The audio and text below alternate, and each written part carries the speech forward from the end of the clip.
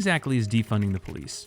Generally, defunding the police simply means we take a hard look at what we are spending on law enforcement, consider whether some of it could be redirected to more community-based approaches, like additional social workers, educational programs, or mental health resources, though there actually are some who desire the complete abolition of police departments. We don't want no more police. Is that clear? We don't want people with guns toting around in our community, shooting us down. It is a yes or a no. Will you defund the Minneapolis Police Department? When it comes to evidence in favor of maintaining at least the current level of police resources, our review of the data suggests that it is true. More policing does in fact reduce crime, though there are certainly studies and experts who would argue the opposite. Now, rethinking policing strategy is not a new concept. In 2012, Camden, New Jersey dismantled its entire police force as it faced a skyrocketing murder rate.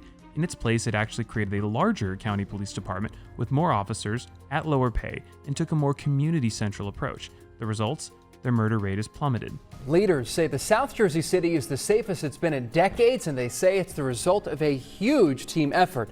In fact, the city says its homicide rate dropped last year to the lowest level in 3 decades. Another example, in 2017, the city of Dallas faced a mental health crisis and piloted a program called Right Care, which teamed up an officer, an EMT, and a social worker to respond to mental health calls.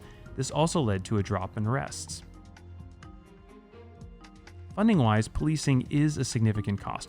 Most cities spend at least a third of their entire budget on policing.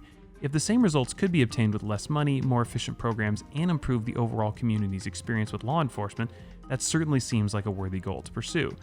As there is with any policy discussion, the question, of course, though, is one of specifics. In the wake of the protests over the murder of George Floyd, large cities around the nation responded immediately by pledging to cut hundreds of millions of dollars from their policing budgets. We would want to know what specific programs are being funded given the enormous reallocation in a relatively short amount of time. Lastly, another question to consider is the recent surge in crime. Up until this year, crime had actually been relatively low. Since the reopening of the country in the wake of coronavirus, America has seen significant increases in burglaries, carjackings, and homicides. In fact, in 3 of America's largest cities, violent crime has skyrocketed. On May 31st, Chicago had the deadliest 24-hour period in 60 years with 18 people killed. Los Angeles has seen murders jump 250% between May 31st and June 6th, and New York City saw its murder rate grow 160% during the same period. Now, there are numerous potential causes for this: the pandemic, high unemployment, prisons releasing inmates, but regardless, the question remains whether or not this is the right time to experiment with such a radical shift in policy given the uptick in crime. We hope you enjoyed this video by Minute Stats. To help ensure that we keep making responsible media, subscribe, like, comment, and share with your friends. Join us at Minute Stats today.